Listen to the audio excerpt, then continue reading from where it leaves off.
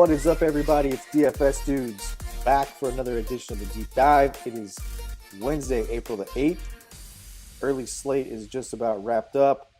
Um, Want to try to push some content out for you guys for the early slate today, but I just couldn't get to it. We've got a lot of stuff going on right now, unfortunately. But we're here for the main slate, and that is what we do normally. Daily routine. I'll try to get early slate stuff out to you guys in addition to main slate when I can. I just couldn't get to it today. I really wanted to, but I just couldn't get to it. So, how about them Kansas City Royals, man? That's a team that we had here on the deep dive yesterday. I'm pretty sure that I even named the stack that went nuts yesterday. So, glad for those of you guys who were able to stack up the Royals. We had Coors Field exposure too. The Giants were very low owned, and if you stacked up the Rockies and the Giants, or um, the Giants really with Kansas City, probably a pretty successful day. So we'll put that one in the rearview mirror, and we'll move on to today. Nice little slate today. I kind of like these days where I actually really like these days where it's a split slate. Um, with an early slate followed up by a main slate that's a smaller main slate. The sweet spot, in my opinion, really is like between 7 and 8, 6 and 9 games, somewhere in there. Um, and I really like the 3 game early slates as opposed to the 4 game early slate. So just different ways to attack. Kind of what the sweet spot, in my opinion, is those kind of 6 to 9 game slates, and those I really like those three game slates like the late night or an early only on a Wednesday or Thursday. So tomorrow, I believe there's an early slate, and I will try to push some content out to you guys for that. But you can count on the deep dive being a part of the main slate every single day. So without further ado, let's get into today's slate. Like I said, a nice little slate. There are some weather concerns. We'll get into those in just a minute. But first of all, let's take a look at who's on the slate to begin with. Um, the only guy yesterday we weren't on was Mike Fiers, and man, did he pitch lights out. It was kind of cool to watch him wrap up a no-hitter last night. Um, no-hitters, whoever pitches them, that they're fun to watch. So especially when they get late in the game. And 2 guys actually on that late slate. Ryu took a perfect game into the 6th, and then obviously Fiers completed it. So Boston's at Baltimore. Chris Sale against Andrew Kashner. Minnesota at Toronto. Kyle Gibson against Trent Thornton. The Angels will send Tyler Skaggs to the hill against Matthew Boyd. Miami will send Kyle Hendricks. Chicago will send Kyle Hendricks to the hill against Jose Urania for Miami. Kansas City will send Jorge Lopez. Houston will send Brad Peacock. The Giants will send Derek Holland against John Gray. I'm surprised at this juncture we haven't seen a PPD yet in this spot. I don't think this game's going to play. We'll get more to that in a minute. Cincinnati is still at Oakland. Sonny Gray back where he started with the going against the A's. Started as an athletic against Brett Anderson. Atlanta will send Mike Fultonwitz, and Clayton Kershaw will go for the Dodgers. That is the slate. From a weather standpoint, man, I got to tell you, the Chicago Cubs Miami game has been moved up. It will be a 7:35 start because of the threat of inclement weather there. And I'm telling you right now that it's 41 degrees currently in Colorado with rain, and this is supposed to turn into snow. And I'm surprised that they haven't PPD'd this game yet. It is 2:24 on the West Coast, 5:24 on the East Coast. And I'm just surprised that it hasn't been. This is really bad weather, and I don't know really what to tell you how to play this right now, because I just don't think it's going to play. I anticipated since yesterday, looking ahead at weather, that this was going to be a PPD. So if this game gets in, it's Coors Field, and do we want to get exposure there? Man, I got to tell you, with the wind blowing in and how cold it is, I just think it's a risky move. But we'll see how that goes as we approach first pitch here. I honestly thought this one would get PPD'd. So the Cubs were proactive and they moved the start time of this game up because there is supposed to be rain later on in the evening, and they think they're going to miss it by moving it up. I happen to look at um, the Doppler view there, and it looks like, in theory, they should miss the rain. The wind's blowing, kind of from right to left across the park. I don't think that there's any bump there. It's not like this is a warm weather game with wind like what we saw in St. Louis on the early slate. We're talking about 58, 59 degrees with the wind blowing kind of in from right across to left field. It's kind of blowing foul pole to foul pole based on the way we have it diagrammed on the site. So Colorado risky, Chicago okay. That's kind of where I'm at right now. And Jose Urena has been a guy that I've absolutely loved to target all year long. The guy's an absolute gas can. So that's where we're at with weather. That's where we're at with pitching on the slate. Let's get into some pitchers on this slate, and let's talk about that. You've got Chris Sale, you've got Clayton Kershaw, you've got as the big names on this slate. Mike Foltynewicz, a guy who pitched well last year. Matthew Boyd, a guy who's pitched well this year. Tyler Skaggs has pitched well this year. Kyle Hendricks is coming off decent performances.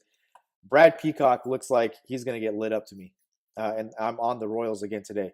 I've been on the Royals for a week and a half. I've really been on them for longer than that. I've really been on the Royals since they faced Carrasco, and I recommended stacking them up against Carlos Carrasco when they put up 8 runs in the first inning.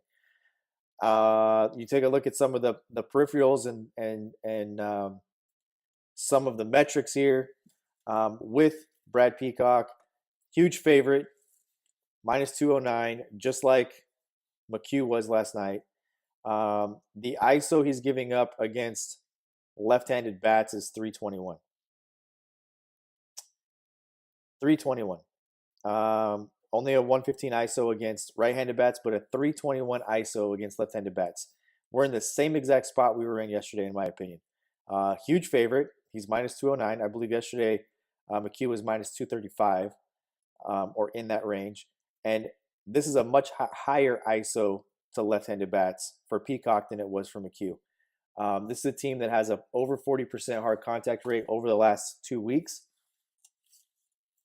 I think this is a spot where I'm stacking up Kansas City again. 21.9% K percent for the Royals, but a 207 team ISO. And then, you got a guy who to left-handed bats to give him a 321 ISO. It looks like it's there on the table again for the taking. So, he's a guy that I really want to stack against. John Gray at 236 ISO. We covered him last night on the On Deck. Super high hard hit percentage of over 40%. Super high fly ball percentage right at 50%. Left-handed bats, he's giving up a 236 ISO to. The Giants as a team don't have a high team ISO, but they don't have a high K percentage either. So, to me, this is another spot where the Giants look like they're in play. It's just this is a terrible, terrible, terrible weather conditions in Colorado for this game. So he's a guy that I really want to stack against as well. So I'm all over. On paper, I'm all over both these teams. And on the flip side of that, Derek Holland giving up a 216 ISO to right-handed hitters. And we know we don't need to be told that to know that we want to load up right-handed bats against left-handed pitching when we're talking about Colorado. Right-handed bats against left-handed pitching is something that for the past 2 years we've all done. So you don't need me to tell you that. Andrew Cashner, more of a reverse splits type guy when we're talking about his K percentages and things of that nature. But Andrew Cashner, another guy that's an absolute gas can. The Boston Red Sox are striking out 20.6% rate. Not an elite level to attack.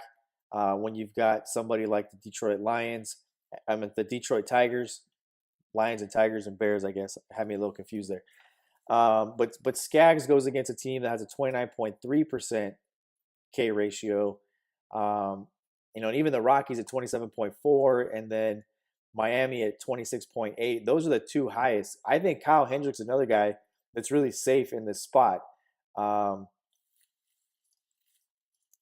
you know, Huge favorite, minus 222, wind blowing in. Let's look at what he's done in his previous starts, at least his recent starts, because his recent starts, he's put up a couple of really good starts outside of the start at Arizona where he gave up 10 hits and 7 earned. We just saw Arizona get after Charlie Morton in the early slate a little bit. Arizona's a pesky team. I've been saying that all year, but he's bookended 2 really good starts with that bad start in the middle of it. One against Arizona in Chicago with similar weather conditions.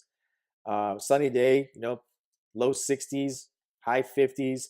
It was a day game, I believe, and he went out there and struck out 11. So he only had 3 strikeouts against the Cardinals, but that's a pretty good hitting team, and still put up 46 fantasy points, pitching a complete game shutout. So, a win and a quality start, and 2 of his last 3 going against a team with only a 096 team ISO. He only allows a 129 ISO to righties. That lineup has a lot of righties in it, and I think this is a spot where we can use Hendricks. I also like Tyler Skaggs. He's going to have to avoid some lefties because he does give up a higher ISO to lefties than he does to righties, but he also strikes out lefties at a higher rate than he does righties. As a team, you're talking about Detroit, a 29.3 K percentage and a 155 ISO. It's not scary. It's the highest K percentage on the slate. And I like Skaggs in this spot. Now we start getting into the big dogs and Chris Sale, Clayton Kershaw. Are these guys safe? I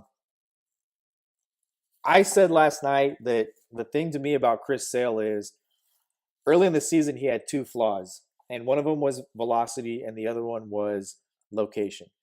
In his start against the Yankees, he got tagged for 5 earned runs. The velocity was there. What wasn't there was location. He was missing in the middle of the plate. In his last start against the White Sox, he nailed both. He had really good command and he had the velocity. If he's going to have that kind of command and that kind of velocity, and to me, it's more of there's been a progression to get where he's been at, and really a progression from the beginning of the year when he just got hammered. I like what I see here, and I think he's fine. I think he's the top pitcher on the slate. I just think that this is where you go for cash today. You take a look at his last 2 starts, and he's racked up a ton of strikeouts. Let's take a look at him in his last 2 starts and see what we find,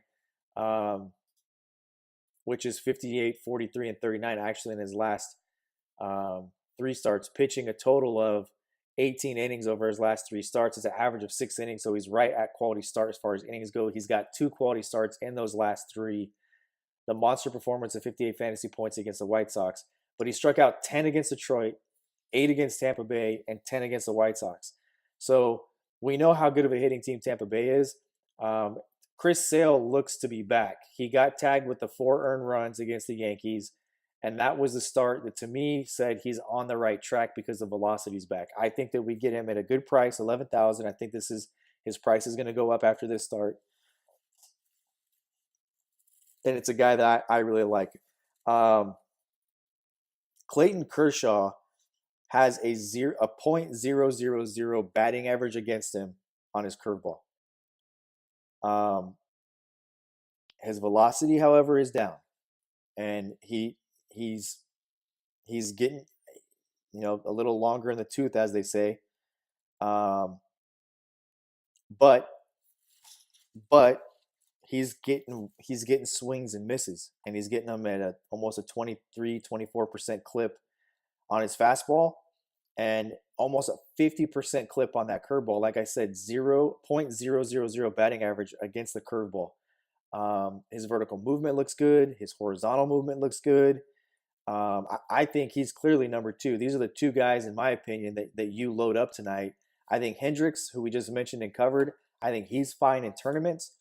I also think Sonny Gray, I don't like to play narratives, So just so we know I'm not playing a narrative, let's talk about Sonny Gray giving up a 106 ISO to left-handed bats, giving up a 159 ISO to right-handed bats. Oakland with a 145 ISO overall. And let me just look and see if this lineup's confirmed to see what we're going to get in this lineup today, because I want to make sure. What would scare me just a little bit is if, so we don't have that lineup confirmed yet. Chris Davis is day to day. Maybe a guy, that he's going to have to kind of get through. But, he's only going to face,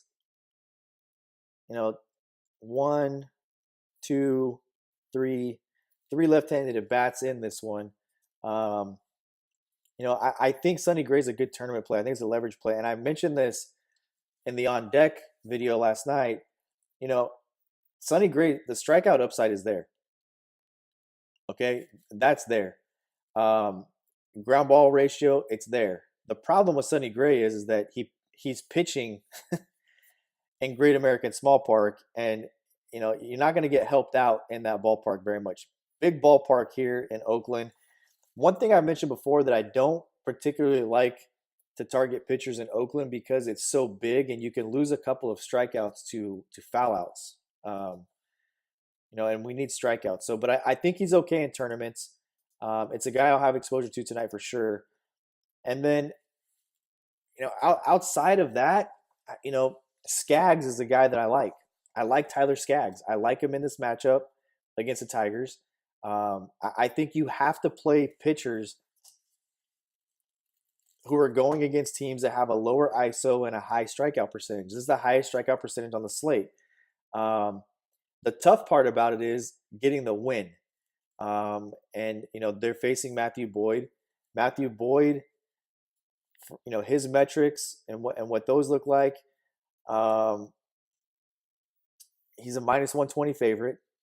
He 27.8%, 27.8K% to lefties, 23.4K% to righties, a 157 ISO to lefties, and a 165 ISO to righties. That's not outstanding, okay?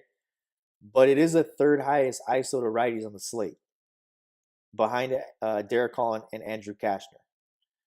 So, as a whole, he's facing a team in Anaheim that only strikes out at a 14.9% rate. Their ISO is not great at 130. Okay, one of the lower ones on the slate. But my point in saying this is if the concern I have with Skaggs is getting the win, I think he can get to I almost know he's going to get the quality start. Nothing's a given, but I feel like the quality start we can get.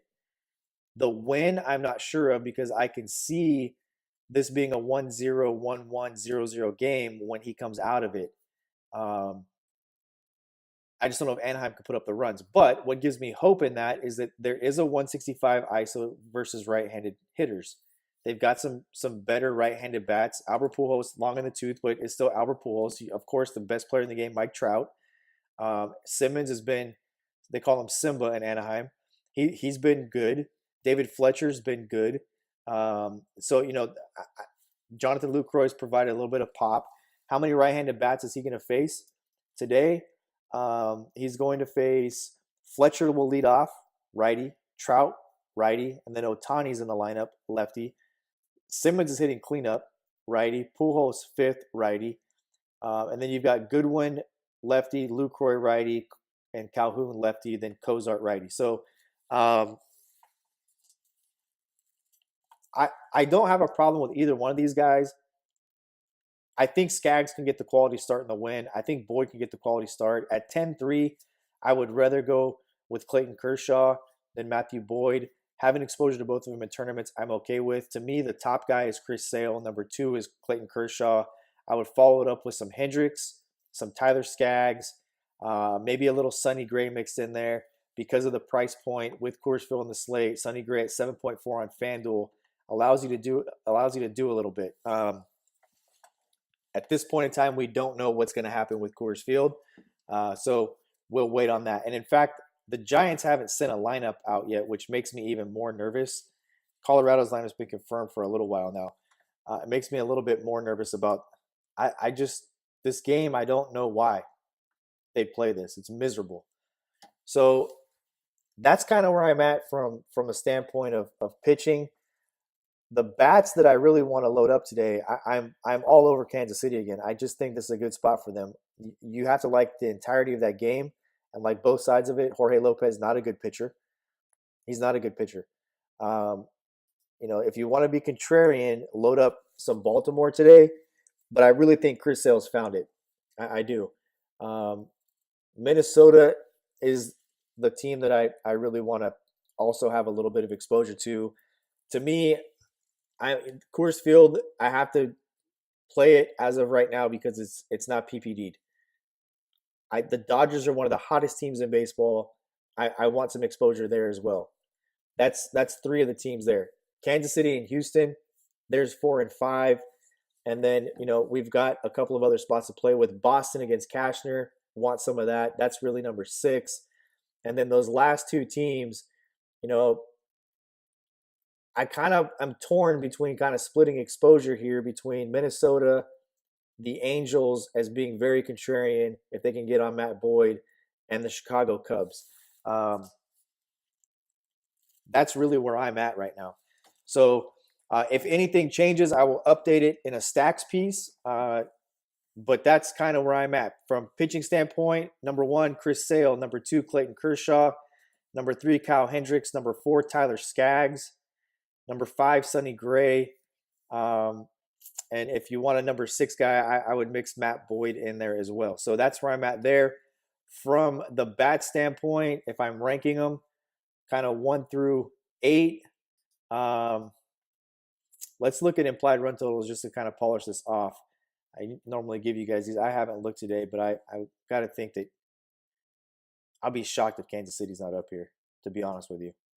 But again, they're underdog, and they're not. Their implied total is 3.6, way down the board. It jumps out to me. It just sticks out like a sore thumb when I see ISO numbers like this against a guy, and Vegas has them way down the board. I want some of it. So the implied run totals go 1 through 8: Boston, Houston, Colorado, Chicago, Cubs, the Dodgers, the Twins, the A's, the Giants. That's your top implied run totals. If I'm ranking these teams out, I think Boston is 1. I think Kansas City is possibly 2 or 3. You've got Coors Field. I think these games are exposure games because it's Coors Field. The Giants I probably like a little bit more because of the amount of left-handed bats they can throw against John Gray in this spot. Arenado, Trevor Story, Ian Desmond, those guys are all really in play. Chris Iannetta, those guys are all in play. Garrett Hampson, a low value play.